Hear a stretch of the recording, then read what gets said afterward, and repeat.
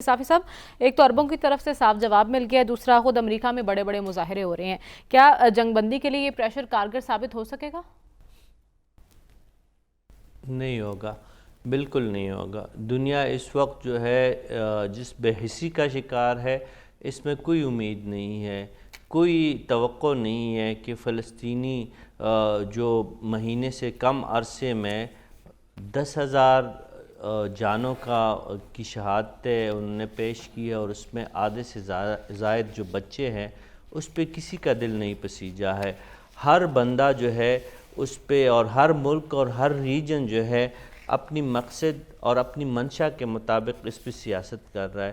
دیکھیں خدا کی پناہ، اب یہ دیکھیں، یہ ایک وزیر ہے اسرائیل کا، عمیقائی الہایون، وہ کہہ رہا ہے کہ ہمارے ٹیبل پہ اسرائیل غزہ کی پٹی کے خلاف جو ہے طاقت کے استعمال کے حوالے سے جوہری ہتھیار استعمال کرنے کا آپشن بھی موجود ہے۔ اس کے ساتھ ساتھ وہ ایک ہی سانس میں یہ بھی کہہ رہا ہے کہ فلسطینیوں کو اور مسلمانوں کو کوئی حق نہیں ہے کہ وہ غزہ میں یا اسرائیل کے کسی آباد علاقے میں رہے، وہ جائے نکلے صحراؤں میں، پہاڑوں میں، ان کا یہاں پہ کوئی ٹھکانہ نہیں ہے۔ دوسری طرف ٹونی بلنکن جا کے اردن میں ایک کانفرنس سے خطاب کرتے ہیں اور کہتے کیا ہے کہ جنگ بندی کوئی آپشن نہیں ہے، جنگ بندی سے حماس جو ہے مزید مستحکم ہوگا، جنگ بندی سے حزب اللہ کو مزید تقویت ہوگی۔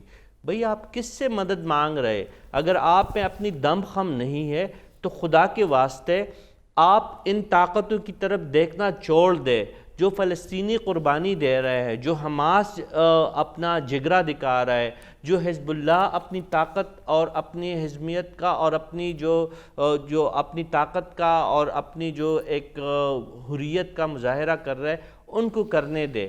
یہ ساری چیزیں جو آپ کے سامنے آ رہی ہے، یہ ساری کاسمیٹک چیزیں ہیں۔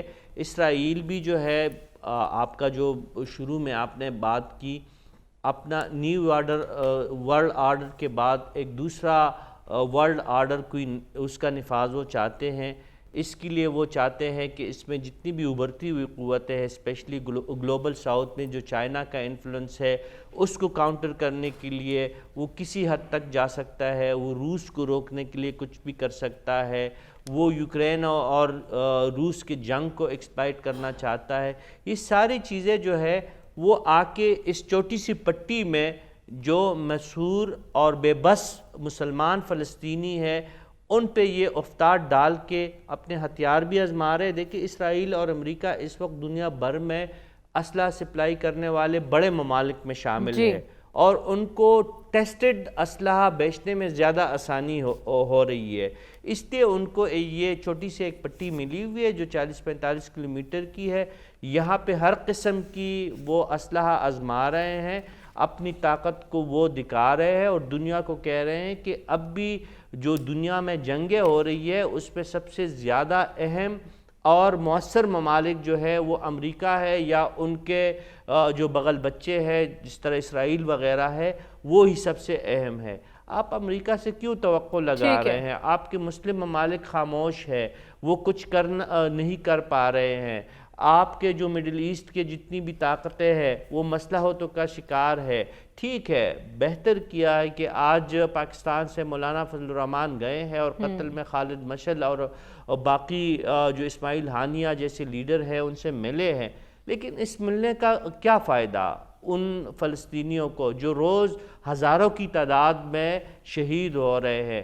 ایسے ہسپتال وہاں پہ موجود ہے، تقریباً تمام ہسپتالوں میں انستیزیا کے بغیر آپریشن ہو رہے ہیں، بالکل لوگوں کے پاس بیڈ تو کیا، زمینوں پہ لاشیں رکھنے کی جگہ نہیں بچی ہے۔ اور دوسری طرف آپ کہہ رہے ہیں کہ امن ہوگا، اور اس میں امریکہ کا کردار اور اس میں عالمی قوتوں کا کردار، اس میں امریکہ کردار اس قدر ادا کر رہا ہے کہ آپ کہہ رہے ہیں امریکہ سے توقع لگانا تو بے ہے۔ وقوفی کی باتیں ہیں۔ صاحب صاحب، آپ کی نظر میں دو ریاستی حل پر عمل درآمد کیسے ممکن ہو سکتا ہے؟ دیکھیں جب تک امریکہ کی یہ طاقت ہو اور اسرائیل کا یہ ایگریشن ہو تو یہ فارمولہ تو کبھی بھی اڈاپٹ نہیں ہوگا، لیکن ایک نہ ایک دن اس کو ضرور قابل عمل بنانا ہوگا. اس کے بغیر مشرق وسطی میں قیام امن کا خواب جو ہے وہ شرمندہ تعبیر نہیں ہوگا. اس میں امریکہ کی بھرپور کوشش ہے کہ غزہ سمیت جو ہے فلسطینی ریاست کا تصور وہ جڑ سے اکاڑ پھینکے، اور اس میں وہ نہ انسانی حقوق کا کوئی لحاظ رکھ رہا ہے، نہ کوئی بین الاقوامی جو قوانین ہے اس کا ان کو کوئی دید لحاظ ہے، نہ ان کو علاقائی اور جو سماجی سطح پہ جو ایک ریسٹرکشنز ہوتی ہے اس کا کوئی پاس ہے. لیکن میں پھر کہہ دے دیتا ہوں کہ دو ریاستی سلوشن کے علاوہ اگر مشرق وسطی میں کسی کو یہ غلط فہمی ہو کہ وہاں پہ قیام امن ممکن ہو جائے گا تو یہ سراسر غلط فہمی ہوگی. اس میں دیکھیں باقی دنیا کو کردار ادا کرنا ہوگا. World order, new world order, اور جو اپ کمنگ جس میں گلوبل ساؤتھ کی کچھ قوتیں سرگرم ہے، ان تمام چیزوں کو اگر ہم ملا کے دیکھیں تو ہم نے یہ بھی دیکھا کہ نیو ورلڈ آرڈر کا بھی کوئی نتیجہ نہیں نکلا، گرچہ یہ ساری چیزیں کانسپیرنسی پہ اور مفروضوں پہ مبنی تھی. پھر جو 90s کے بعد جو ہے نیو آرڈر آیا وہ بھی مفروضوں پہ مبنی تھا، اور اب اگر کسی نئے ورلڈ آرڈر کی تشکیل کی جا رہی ہے تو اس کی بھی حقیقت کچھ زیادہ جو ماضی کے دو ورلڈ آرڈر آئے تھے اس سے مختلف نہیں ہوگا.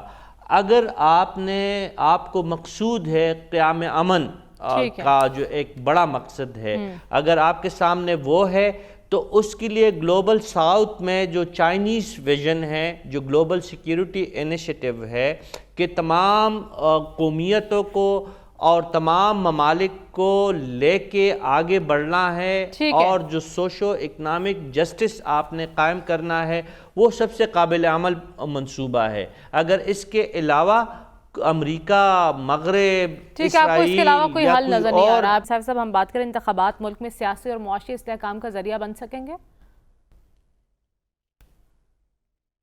دیکھیں یہ بات تو دوسرے مرحلے میں آتے ہیں. اس وقت ذہن پہ جو بوجھ ہے وہ اڈیالہ سے ایڈریس شفٹ ہم نے کرنا ہے ہر صورت شارع دستور پہ. اس کے لیے کسی الیکشن کی بھی ہمیں خواہش نہیں ہے.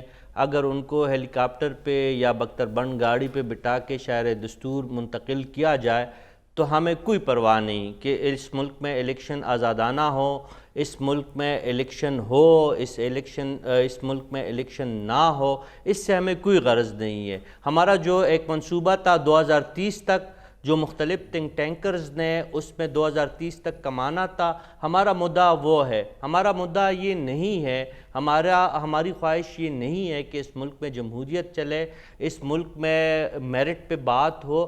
ہم صرف یہ چاہتے ہیں کہ جو ہمارا عزیز اور جو ملت کا سب سے پسندیدہ شخصیت ہے وہ اڈیالہ سے منتقل ہو شارع دستور پہ، اور وہاں سے ہیلی کاپٹر 50 روپے فی کلومیٹر کے حساب سے بنی گالہ کا وہ سفر کرے. ہماری توقع اور ہماری خواہش یہی ہے. یہ باقی ساری چیزیں جو ہو رہی ہے یہ عبث ہے. یہ میری اور آپ کی اور چند لوگ جو کسی کاتے میں نہیں آتے، ہم ایلیٹ میں نہیں ہیں، ہم دانشور اور مفکر نہیں ہیں، ہم کسی تھنک ٹینک کا حصہ نہیں ہے، ہم کسی پارٹی کے ٹکٹ کے ہم وہ امیدوار نہیں ہیں. یہ ہمارے مسئلے ہیں کہ ہم جمہوریت کی بات کرتے ہیں، ہم سیاست کی بات کرتے ہیں، ہم اس پہیے کو چلنے کی بات کرتے ہیں. یہ ہمارے مسئلے ہیں. جن کا مسئلہ ہے، جو کلٹ ہے، ان کا یہی ایک ہی مدعا ہے کہ الیکشن بھی نہ ہو، چاہے وہ ایکس کروائے، چاہے وہ مسٹر زی کروائے، چاہے مسٹر اے کروائے، وہ صرف ایک ہی ہے، وہ اڈیالہ والا جو ہے اس کا پوسٹل ایڈریس چینج ہو اور وہ شارع دستور پہ آئے. یہ ہمارا مدعا ہے، یہ ہماری مرضی ہے، یہ ہمارا منشا ہے. اگر باقی باتوں پہ ہم بات کرتے ہیں جو زمینی حقائق کے مطابق ہے تو ہاں، ہم اس بات سے بالکل متفق ہے کہ جو تخلیقار ہے ان کو مستحکم اور مضبوط حکومت نہیں چاہیے، ان کو ایک سپلٹ مینڈیٹ چاہیے. جب بھی انہوں نے کان مروڑنے ہوں گے وہ مروڑ لیں گے. جب بھی انہوں نے اپنی مرضی نکالنی ہوگی وہ نکال لیں گے. لیکن مخلوط حکومتیں بڑے فیصلے لے سکتی ہیں صافی صاحب. کو بھی جو ہے وہ بڑے فیصلے لینا کتنا مشکل ہوگا مخلوط حکومتوں کے لیے. یہاں مسئلہ اور ہے، جواب دیں، آپ کو پیچھے چھوڑ دیا. بڑے فیصلوں کی آپ بات کر رہی ہے، چھوٹے فیصلے آپ نہیں لے سکتی ہے. اب یہ آپ اتنے بڑے بڑے فیصلوں کی بات کر رہی ہے. دیکھیں مینڈیٹ کی جو بات کی جا رہی ہے نہ تو فل مینڈیٹ مسلم لیگ نون کو دیا جا رہا ہے، نہ کسی اور جماعت کو دیا جا رہا ہے. پنجاب میں ان کے سر پر استحکام کی پارٹی بٹائی گئی ہے اور ملک بھر میں ہر جگہ پہ دیکھیں ہماری یعنی انتخابات سے کہنا کچھ بھی کہنا قبل از وقت